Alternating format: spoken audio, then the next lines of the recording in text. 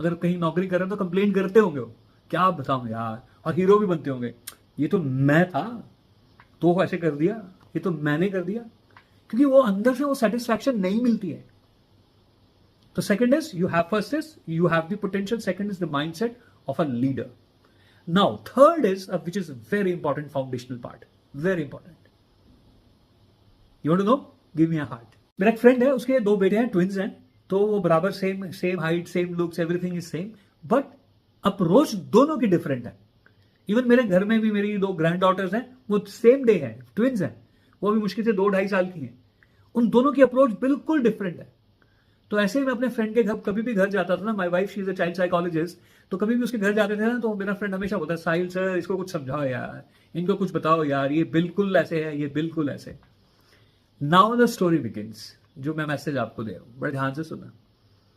मैं एक बार उनके घर गया, वो 8-10 साल के जब हो गए, तो एक बार उनके घर गया, तो मैंने ना 2 गिफ्ट अच्छे से रैप करके, सुंदर से आइडेंटिकल, दोनों लेकर उनके घर गया, दोनों के लिए एक, और मैंने वहां पे जाकर डाइनिंग टेबल के ऊपर रख दिया.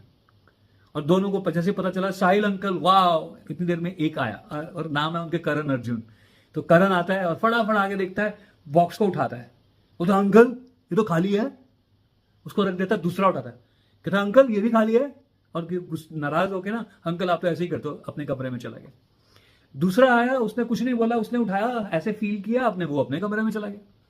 और थोड़ी देर बाद जो पहले गया था, वो रोता हुआ आ गया. रोता हुआ इन द सेंस, अंकल आपका पता था मेरे को, आप हमेशा ही ऐसे करते हो, खाली डिब्बा दे दिया, एंड एक्चुअली डब्बे में कुछ भी नहीं था, बॉक्स में कुछ नहीं था. अंकल आप तो ऐसे ही करते हो. और जो दूसरा है, वो भी बाहर आया, कहता अंकल आप तो ऐसे ही करते हो. अब उसका जवाब सुनना. बोला अंकल आपने ना पहली बार जो गिफ्ट है ना, वो डब्बे के बाहर था. मैंने बोला वो कैसे? कहते जो रैपर पेपर था ना, वही गिफ्ट था, क्योंकि डब्बे के अंदर तो कुछ भी नहीं था. जो बाहर फ्लावर लगा हुआ था ना रिबन का, वही गिफ्ट था. Now look at this, same situation, how do you respond? So चौथी इंपॉर्टेंट चीज क्या है? आपका माइंडसेट के साथ साथ आपका एटीट्यूड बहुत बड़ा रोल प्ले करने वाला है.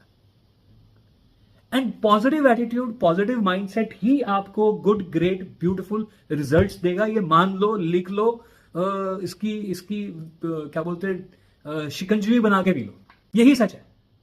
और दुख की बात क्या है कि majority of people have got negative mindset.